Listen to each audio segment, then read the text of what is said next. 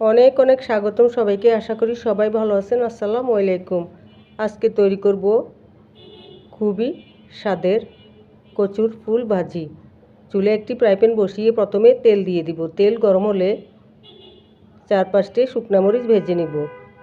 এরপর অল্প কিছু হলুদ গুঁড়া দিয়ে দিব। কিছু শুটকি কেটে ধুয়ে রেখেছি, শুটকিগুলি দিয়ে কিছুক্ষণ ভেজে নিব। শুটকি ভাজা হলে স্বাদ মতো পেঁয়াজ কুচি দিয়ে দিব, লবণ দিব,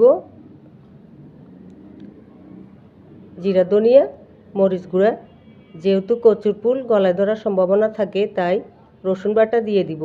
কচুর ফুলগুলি আগে সিদ্ধ করে রেখে দিয়েছি। কচুর ফুলগুলি দিয়ে কিছুক্ষণ নেড়ে ছেড়ে নিব। আরেক চুলায় গরম পানি বসিয়ে রেখেছি।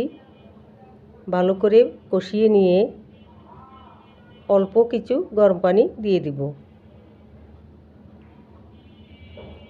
এরপর উপরে একটি ডিম ভেঙে দিয়ে 2টা টালা শুকনা মরিচ ভাঙা দিয়ে ভালো করে নেড়ে চেড়ে নিব।